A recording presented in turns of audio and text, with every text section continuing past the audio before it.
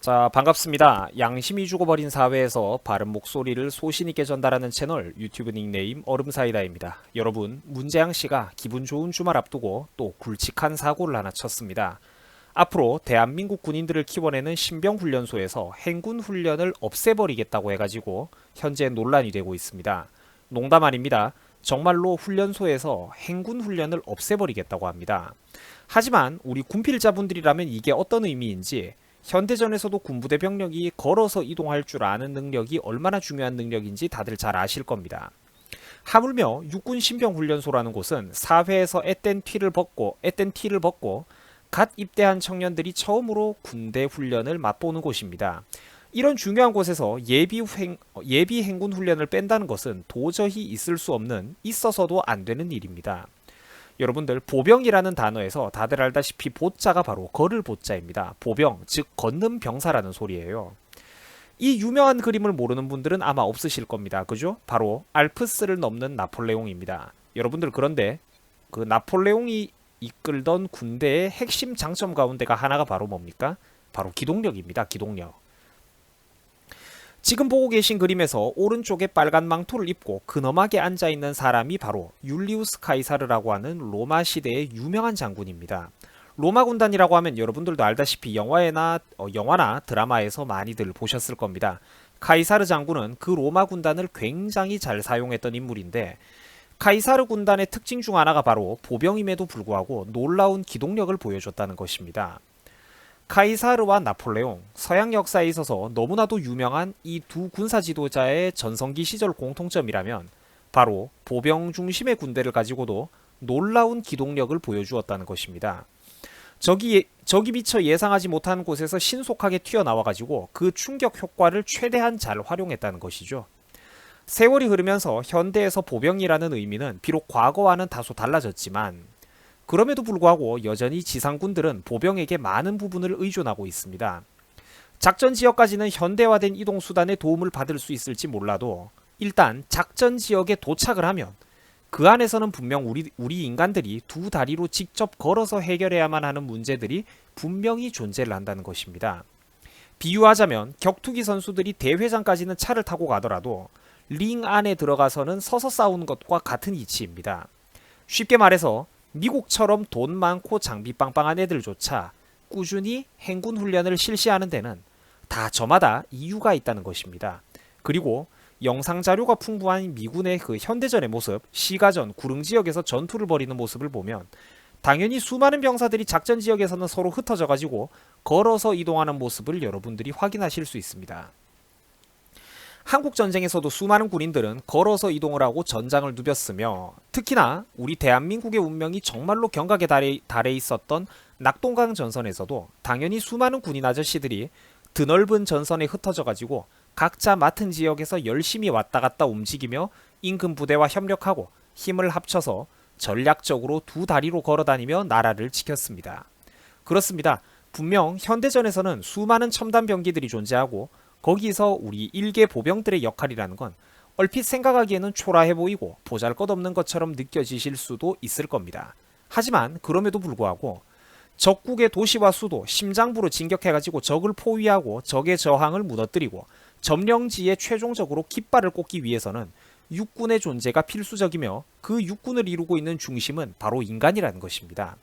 지금 보고 계신 그림은 걸프전 당시 미군이 실행했던 사막의 폭풍 작전의 개요도인데, 물론 미군이야 워낙에 장비가 우수하다 보니까 기계화 부대와 기갑 부대를 통해서 신속하고도 놀라운 대규모 이동을 보여줬지만, 그 와중에서도 저 그림 안에 요소를 살펴보면 그 안에서는 수많은 작전 지역을 누비고 다녔던 보병들의 역할도 함께 숨어 있다는 것입니다. 자, 존경하는 우리 유튜브 시청자 여러분, 대한민국에서 솔직히 우리 일반 남자들의 어깨 정말 무겁다는 거 제가 왜 모르겠습니까?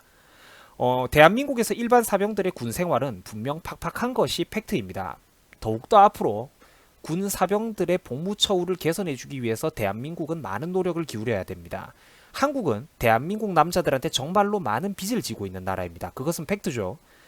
정말 우리 군대 가보시면 우리 남자분들 다들 공감하시지 않습니까? 박한 대우에 솔직히 강제성이 있는 의무 때문에 또 가족을 지키기 위해서 의무로 어쩔 수 없이 끌려갔다 오신 분들이 많다는 거 제가 왜 모르겠습니까?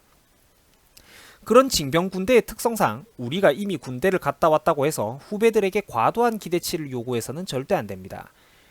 징병군이기 때문에 어쩔 수 없이 우리가 양보를 해줘야 되는 부분도 분명히 존재를 한다는 것이죠. 내가 군대를 갔다 왔어도, 내가 옛날에 고생을 했어도 우리 후배들은 편해야 된다는 것입니다. 저는 여러분들 군대 문제에 있어서는 꼰대 마인드가 전혀 없습니다.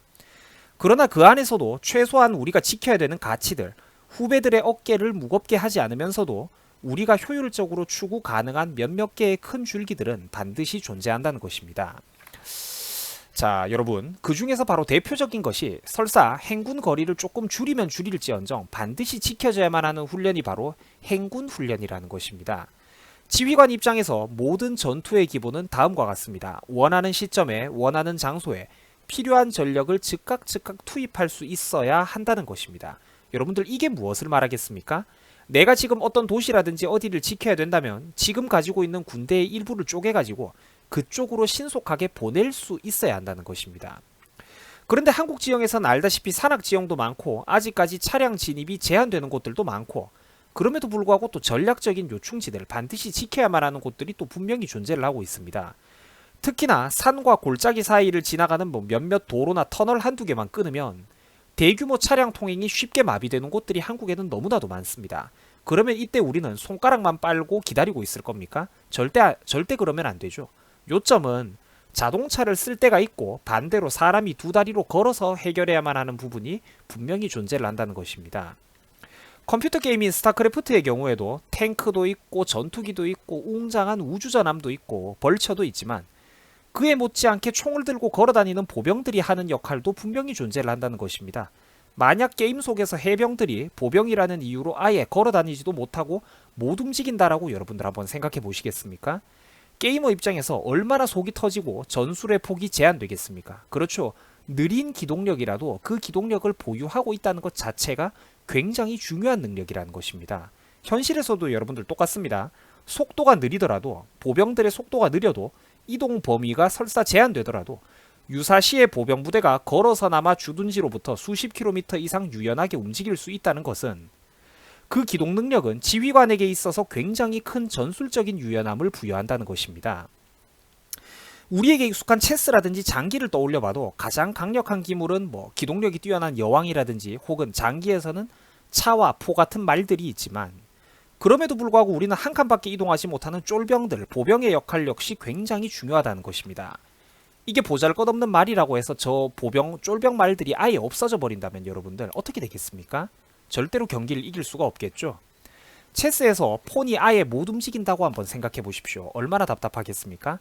한 칸밖에 못 움직이는 그런 비루한 기동력이라도 그 능력은 반드시 보유해야 하는 능력이라는 것입니다. 반대로 여러분들, 만약에 우리가 경험이 풍부한 보병사단, 베테랑 보병사단을 가지고 있어가지고 상대 팀의 보병들은 한 칸밖에 못 움직이는데 내가 가지고 있는 보병은 두 칸, 세 칸, 네 칸씩 움직인다고 한번 생각해 보세요. 여러분들 싸움이 얼마나 편해지겠습니까? 그래서 제가 행군 훈련을 없애려고 하는 문재앙의 의도를 비판하는 이유가 바로 이런 것 때문입니다. 부디 시청자 여러분들께서도 문재앙이가 요즘 한국군에 자꾸 군인들의 편의를 봐주는 척하면서 이것저것 시행하고 있는 이상한 의도들에 대해서 한번 잘 생각해 보시기 바랍니다. 여러분들, 제가 우리 동생들, 후배님들이 일과 후에 휴대폰을 쓰는 것도 가능한 좋게 보려고 하고 출타나 외출, 휴가를 앞으로 자주 나갈 수 있게 되는 변화들도 당연히 좋게 생각하려고 노력하고 있습니다. 그러나 신병훈련소에서 행군훈련을 없애버린다? 이것은 여러분 절대 있어서는 안 되는 일이라는 겁니다. 이거는 아직 군대를 갔다 오지 않은 우리 동생들을, 우리 형들이, 아저씨들이 괴롭히고 싶어서 하는 소리가 절대 아닙니다. 군 장비가 개선되어 가지고 군장의 무게가 줄어들고 군인들의 월급이 올라가고 여러분들이 하루 더 많은 휴가를 나오고 군인들이 보다 가볍고 편한 텐트, 편한 군화를 착용하는 것은 물론 필요하지만 행군 훈련 자체를 없애버린다는 것은 말도 안 되는 일이라는 것입니다. 부디 한번 여러분들이 이런 것들을 잘 생각해 보시기 바랍니다. 이 대한민국 우리 손으로 지켜나가야 되는 것입니다. 여러분들 수고하셨습니다. 편안하고 즐거운 주말 되시기 바랍니다.